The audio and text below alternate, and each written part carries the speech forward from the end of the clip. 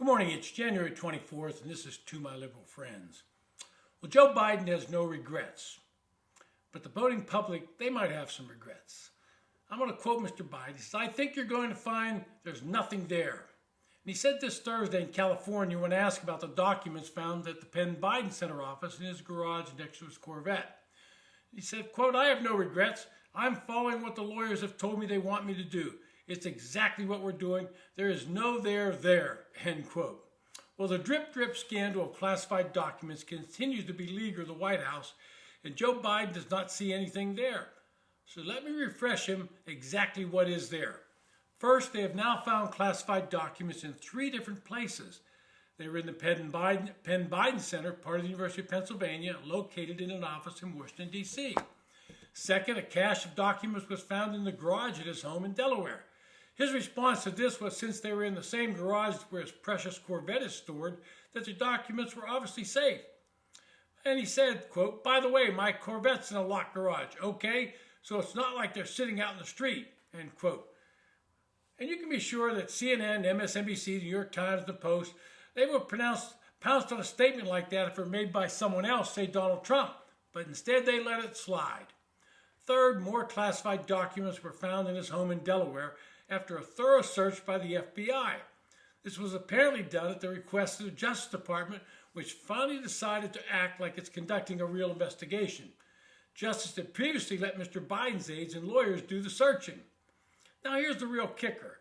Justice still allowed Mr. Biden's lawyers to be on hand for the search, a courtesy they didn't extend when they raided Mar-a-Lago. Mr. Biden's attorney, Robert Bauer, said in a statement that the documents included classified material from Mr. Biden's year as a senator, which ended in 2008, and as vice president, which ended in 2017.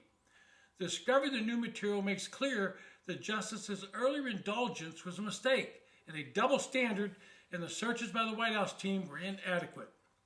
But let's talk about if the documents from the time in the Senate that should cause President Biden some real heartburn. I can't speak how classified information is handled in the White House, but I do have a real sense of it when it comes to the U.S. Senate. But when it comes to how they're dealt there, I can speak from personal experience.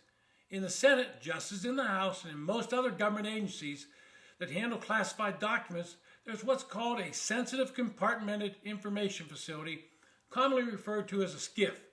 This is where classified documents are stored, and when a senator or staff member with the appropriate clearance needs to view a document, you go to the SCIF. You sign in, leave your phone and any other materials in a locker.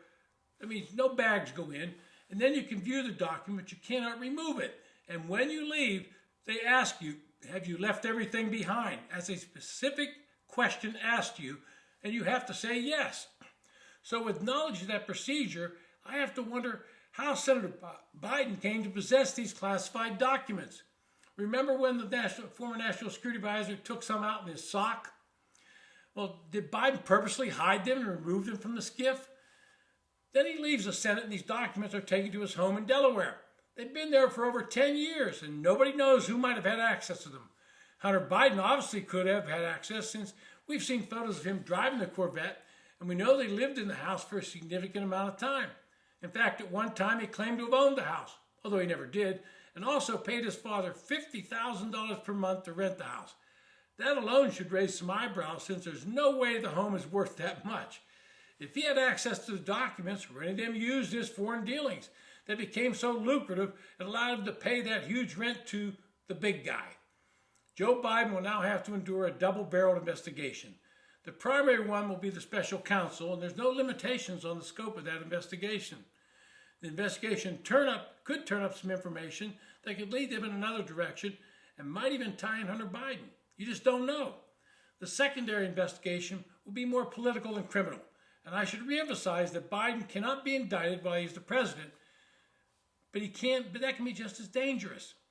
Democrats in Congress are starting to realize this drip of information has become a political time bomb. They were all keyed up to focus on Trump and his classified document problems, and now they have to back off while the Bush-Biden problem plays out. Even staunch partisans like Dick Durbin have said this is a problem must be looked at. Tim Kaine, the Democrat from Virginia, and Joe Manchin have made it clear they think the allegations of improper handling of classified documents should be thoroughly investigated. Should be no surprise that both of them are up for re-election in 2024. The public's begin to focus in on this issue, and it remains in the media day after day. A new poll out by Yahoo News and YouGov found that 2/3 of Americans are in favor of Congress, quote, investigating the classified documents found at Biden's home and post-vice presidential office.